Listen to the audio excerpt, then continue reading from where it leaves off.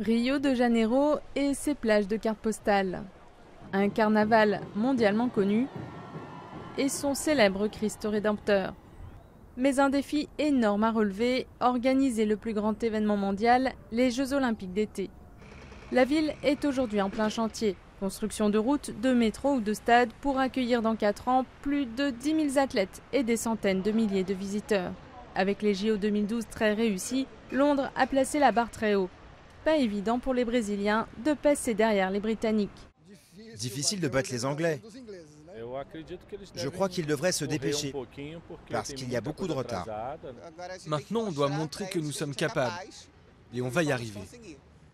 Sauf qu'avant les JO, le Brésil doit déjà accueillir la Coupe des Confédérations en 2013 et la Coupe du Monde en 2014. Et que la FIFA s'alarme régulièrement des retards pris au niveau des travaux. Alors, pour les Jeux, l'inquiétude grandit. Pour le moment, moins de la moitié des sites olympiques sont achevés. Un gros quart reste à construire, le reste étant constitué d'installations temporaires. Quant aux travaux du parc olympique, ils viennent à peine de commencer. Mais les organisateurs restent confiants. On est dans les temps pour tous les travaux. Nous avons lancé tous les chantiers et tous les sites sportifs seront achevés d'ici à 2015, à temps pour un test complet dans chaque discipline. Au-delà des sites olympiques à livrer en temps et en heure, Rio a 2 dossiers prioritaires, les transports et le logement. La ville attend plus d'1 million de touristes pour seulement 34 000 chambres d'hôtel prévues d'ici 2016. Côté route, il faut compter parfois 1h30 pour traverser la ville d'est en ouest et rejoindre le village olympique et l'aéroport.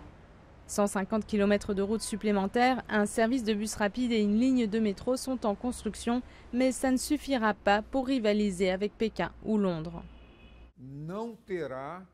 Il n'y aura pas ici ce qui est courant et normal dans les autres grandes métropoles du monde.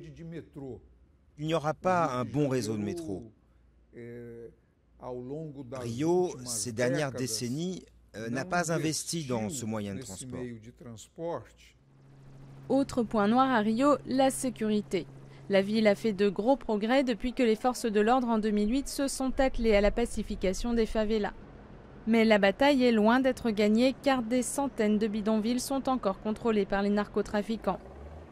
Concernant les risques d'attaques terroristes, là aussi les autorités veulent montrer qu'elles prennent le sujet à bras-le-corps. Ces troupes d'élite multiplient ainsi les simulations d'attentats comme ici dans une rame de métro en plein cœur de la ville. Rio, première ville d'Amérique latine à accueillir les Jeux Olympiques, entend bien prouver qu'elle sera à la hauteur. En attendant, elle peut déjà promettre, sans prendre de risque, d'offrir lors de ces JO ce qui fait sa notoriété dans le monde entier, son ambiance incomparable.